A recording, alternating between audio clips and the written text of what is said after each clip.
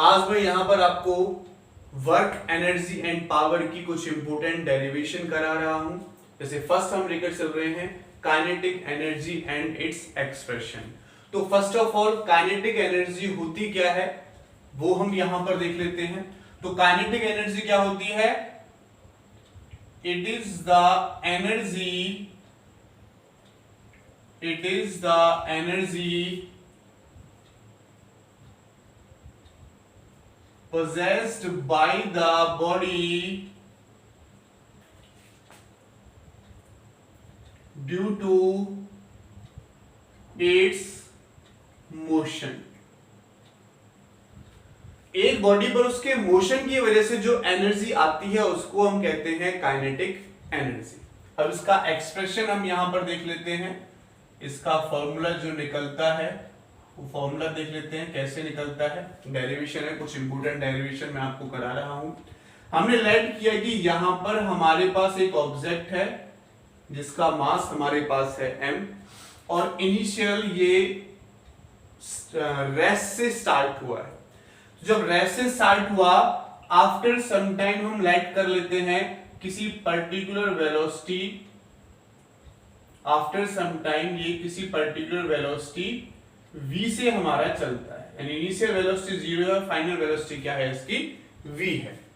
Is that clear? तो इसको यहां से यहां तक चलने में जो वर्क डन करना पड़ा वही इसमें काइनेटिक एनर्जी की फॉर्म में स्टोर हो जाता है। 0 वेलोसिटी से v वेलोसिटी तक पहुंचने के लिए जो वर्क हमने इस पर किया वही इसको काइनेटिक एनर्जी की फॉर्म में मिल जाता है। तो यहां पर पहले क्या करेंगे बच्चों, हम small amount of work done निकालते हैं। Small amount of work done to move a body through distance, या डिस्प्लेसमेंट भी हम इसको कह सकते हैं ds। राइट कर लिए कि बॉडी आफ्टर सम टाइम थोड़ा डिस्टेंस चलती है यहां से यहां तक का ds। तो यहां से यहां तक ds डिस्टेंस चलने में इसने कितना वर्क डन हमने इस पर किया वो हम यहां पर निकालेंगे। तो आपको पता है वर्क डन किसके इक्वल होता है बच्चों? वर्क डन किसके इक्वल होता है? Force into displacement. तो हमने इसको इधर मूव कराने के लिए मान लेते हैं F फोर्स लगाना स्टार्ट किया था, तो फोर्स क्या हो जाएगा हमारा F, और डिस्प्लेसमेंट कितना चल रहा है बच्चों? ये ds डिस्प्लेसमेंट चल रहा है। तो यहां से जो dw है किसके इक्वल हो जाएगा? तो आपको पता है कि फोर्स का जो फॉर्मूला होता है वो मास इनटू एक्सेलरेशन होता है, एंड एक्सेलरेशन किसके इक्वल होता है बच्चों? dv अपॉन dt के इक्वल होता है। यहां से देखो ये ds अपॉन dt ये किसके इक्वल होता है? वेलोसिटी के equal, rate of change of displacement upon time, velocity के इक्वल। तो मैं इसको लिख सकता हूं mv इंटू dv। ये हमारे पास small amount of work done आया। अगर मैं total amount of work done निकालता हूं, total amount of work done, तो total amount of work done के लिए क्या करना पड़ेगा हमें बच्चों? इंटीग्रेशन करना पड़ेगा। कहां से कहां तक वर्क डन कर रहे हैं बच्चों हम? From u is equal to 0 to v is equal to v, यानी 0 वेलोसिटी से लेके फाइनल वेलोसिटी तक हम इसका वर्क डन कर रहे हैं। ठीक है, तो यहां से अगर मैं इसका वर्क डन करता हूं तो w is equals to m, total amount of work done के लिए क्या करते हैं? इंटीग्रेशन। तो हमने इसका इंटीग्रेशन कर दिया, मास कांस्टेंट क्या बचेगा? v और dv। तो वेलोसिटी जो है इनिशियल वो 0 और फाइनल कितनी है हमारे पास? v। तो इसमें इसका इंटीग्रेशन कर देते हैं। तो क्या होगा देखो, w is equal to mass constant, velocity का क्या हो जाएगा? v square by 2। इंटीग्रेशन में क्या करते हैं? इसकी पावर 1 है, पावर में 1 ऐड होगा तो 2, और 2 क्या होगा? नीचे आ जाएगा, और इसको क्या लिख देंगे? 0 से v। तो देखो w is equal to 1/2 constant, तो 1/2 m। रूल क्या कहता है इंटीग्रेशन का? पहले अपर लिमिट को v की जगह पर पुट करेंगे, फिर माइनस करके लोअर लिमिट को पुट करेंगे, तो हो जाएगा v स्क्वायर माइनस 0 का स्क्वायर, तो 0 का स्क्वायर 0, तो यहां से जो वर्क डन है वो क्या आ गया बच्चों, 1/2 mv²।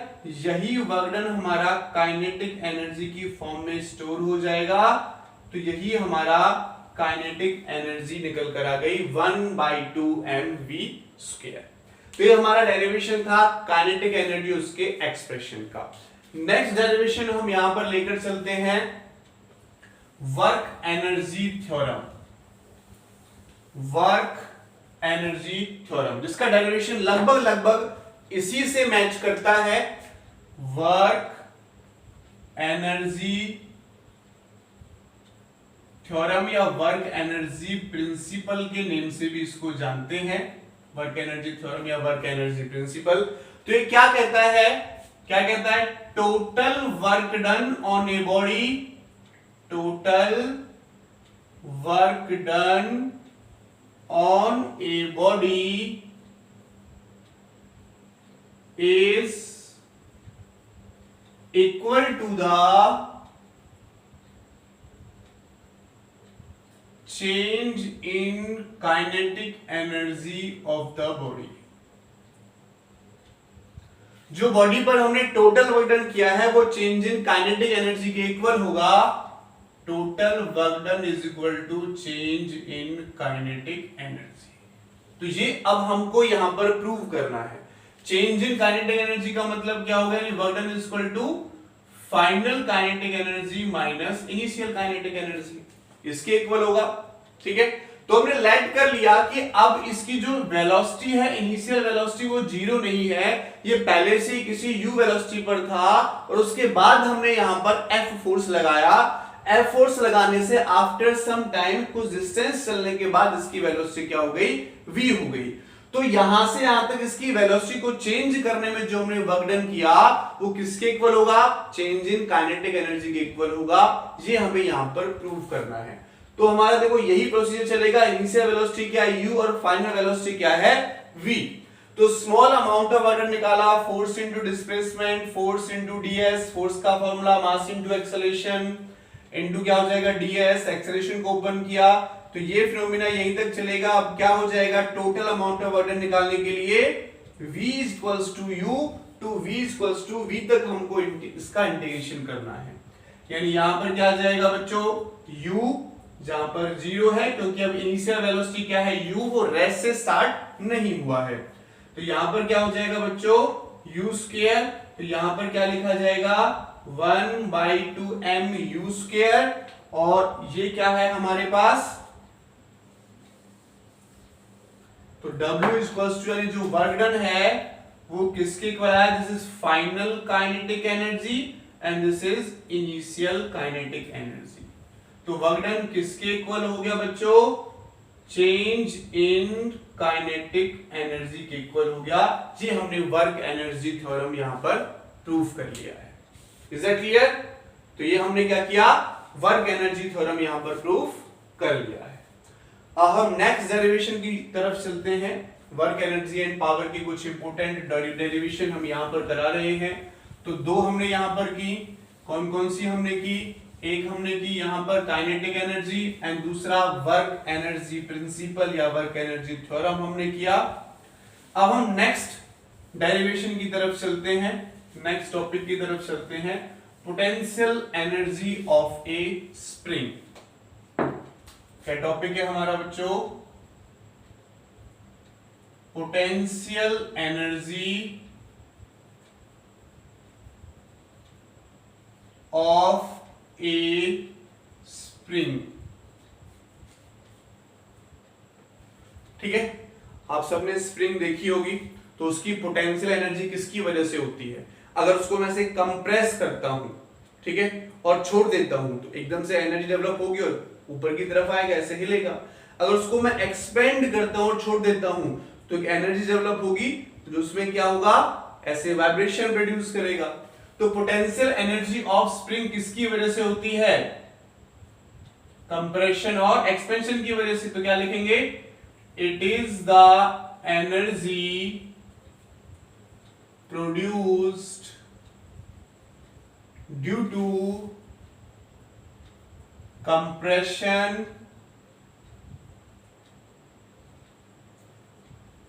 और एक्सपेंशन ऑफ द स्प्रिंग। ये स्प्रिंग के कंप्रेशन और एक्सपेंशन की वजह से प्रोड्यूस होता है। अगर मैं यहां पर एक लेट कर लेता हूं कि ये हमारी एक स्प्रिंग है, ठीक है, और इसके साथ मान लेते हैं एक मास मैंने कनेक्ट किया हुआ है, एम मास।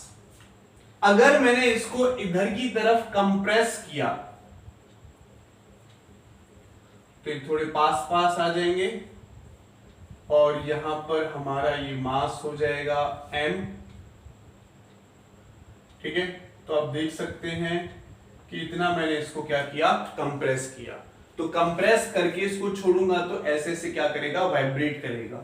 या फिर दूसरे इसको मैं एक्सपेंड करता, एक्सपेंड करके छोड़ता तो भी क्या करता, वाइब्रेट करता। तो एक्सपेंशन और कंप्रेशन की वजह से जो एनर्जी इसमें स्टोर होगी वो एनर्जी क्या होगी, potential energy of A spring होगी। अगर मैं बात करता हूं अपने साइंटिस्ट हुक्स की, फ्रॉम हुक्स लॉ, तो हुक्स लॉ ने हमसे बोला था कि इसमें जो कंप्रेशन होगा, देखो अगर इसमें मैंने कंप्रेशन किया तो एक रीस्टोरिंग फोर्स काम कर रहा है जिसकी वजह से वापस जाता है और धीरे धीरे करके इसको स्टॉप करके अपनी मीन पोजीशन पर ले आता है। तो हुक्स ने बोला था कि रीस्टोरिंग फोर्स जो होगा वो डायरेक्टली प्रोपोर्शनल होगा कि हमने इसको कितना कंप्रेशन किया और कितना एक्सपेंशन किया। तो फ्रॉम हुक्स लॉ,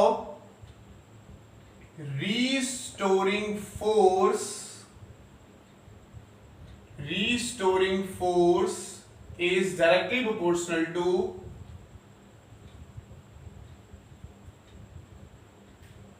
compression और expansion। Restoring force minus F से डिनोट कर रहे हैं। माइनस एफ से क्यों डिनोट कर रहे हैं हम इसको, क्योंकि ये रिस्टोरिंग फोर्स है। अगर मैंने इधर फोर्स लगाया तो उसके अपोजिट डायरेक्शन में अपने आप लगेगा जो इसको इधर ले जाने की कोशिश करेगा, इसलिए हमने अब माइनस का इसको लिया है। मान लेते हैं इसको मैंने यहां से यहां तक एक्सपेंड कर दिया, कितना, x, तो डायरेक्टली प्रोपोर्शनल किसके हो जाएगा, x के हो जाएगा। और इसको हटाने के लिए हम एक कांस्टेंट लगाते हैं k, वेयर k क्या है बच्चों, k क्या है, प्रोपोर्शनलिटी कांस्टेंट। क्या है, प्रोपोर्शनलिटी कांस्टेंट, ठीक है। और इसका जो दूसरा नाम है वो है स्प्रिंग कांस्टेंट और फोर्स कांस्टेंट। स्प्रिंग कांस्टेंट भी कहते हैं और फोर्स कांस्टेंट भी हम इसको कहते हैं। तो हमें जो रिस्टोरिंग फोर्स है वो क्या मिला बच्चों, minus F is equal to K X. अब देखो अगर मैं इस पे इधर की तरफ एक्सपेंड करता हूं, ऐसे कंप्रेस करता हूं, एक रिस्टोरिंग फोर्स काम कर रहा है, एक रिस्टोरिंग फोर्स के अगेंस्ट ही मुझे इसको कंप्रेस करना पड़ रहा है या एक्सपेंड करना पड़ रहा है। तो अगर मैं इसके एक्सप्रेशन की बात करता हूं, potential energy of A spring का एक्सप्रेशन अगर मैं यहां से निकालता हूं, डेरिवेशन अगर मैं फॉर्मूला करता हूं, तो देखो एक्सप्रेशन क्या होगा इसका, जो हमने इसको वर्क डन, जो हमने इस पर वर्क डन किया कंप्रेस करने में या एक्सपेंड करने में, वही हमारा पोटेंशियल एनर्जी की फॉर्म में स्टोर हो जाता है। तो अभी अगर मैं निकालता हूं यहां पर small amount of work done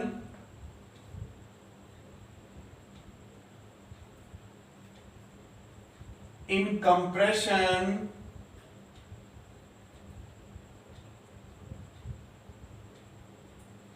through small distance dx। पहले हम इसको स्मॉल कंप्रेस कर रहे हैं, मान लेते हैं कि यहां से तक हम इसको स्मॉल कंप्रेस किया dx, और उसके बाद उसको ज्यादा कंप्रेस कर रहे हैं और ज्यादा कंप्रेस करके मान लेते हैं हम इसको x कंप्रेस कर देते हैं कि यहां से और यहां तक का जो डिस्टेंस है वो हमारा क्या हो जाता है बच्चों, x हो जाता है, ठीक है। तो पहले small amount of work done निकालेंगे। तो आपको पता है कि small amount of work done जो है हमारा dw वो किसके इक्वल होगा, dw is equal to force into displacement. तो dw किसके अगेंस्ट वर्क डन कर रहे हैं? Small amount of work done against restoring force हम कर रहे हैं, अगेंस्ट रीस्टोरिंग फोर्स। ठीक है, रीस्टोरिंग फोर्स, क्योंकि हमने इसको इधर कंप्रेस किया तो एक रीस्टोरिंग फोर्स अपने आप काम कर रहा है जो हमारे अपोजिट फोर्स लगा रहा है इसको मीन पोजीशन की तरफ ले जाने के लिए। तो dw क्या हो जाएगा? माइनस का f इंटू डिस्प्लेसमेंट, क्योंकि रीस्टोरिंग फोर्स के अगेंस्ट वर्क कर रहे हैं, और माइनस f की वैल्यू क्या है बच्चों यहां पर? kx, और स्मॉल डिस्प्लेसमेंट हमने किया dx। अब अगर मैं इसका total amount of work done करता हूं, total amount of work done from 0 to x, यानी यहां से इसको x तक कंप्रेस करने के लिए total amount of work done हमने क्या किया, वही हमारा पोटेंशियल एनर्जी की फॉर्म में स्टोर हो जाएगा। तो देखो W is equal to k constant क्या हो जाएगा? इंटीग्रेशन ऑफ x dx, और x की वैल्यू 0 से लेके x तक चेंज हो रही है, यहां पर 0, और फाइनली हमने इसको कहां तक कंप्रेस किया? x तक कंप्रेस किया। तो W is equal to k, यहां पर x क्या हो जाएगा बच्चों? देखो x की पावर 1 है तो x स्क्वायर बाय 2, और 0 से क्या हो जाएगा?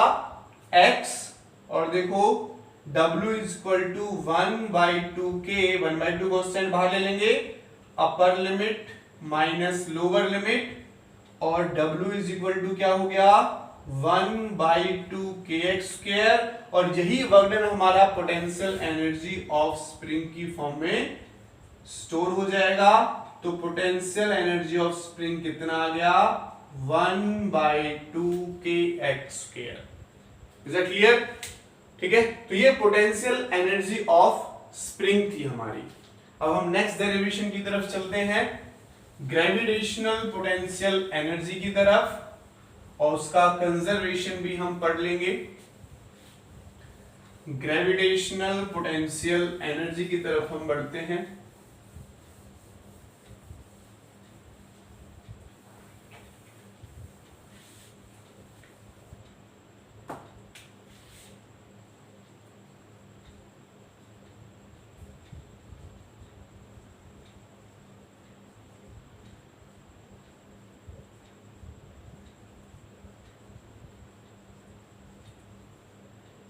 Gravitational potential energy, gravitational potential energy क्या होती है?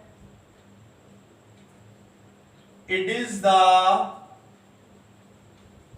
Energy possessed by the, it is the energy possessed by the, it's possessed by the body due to its position or height from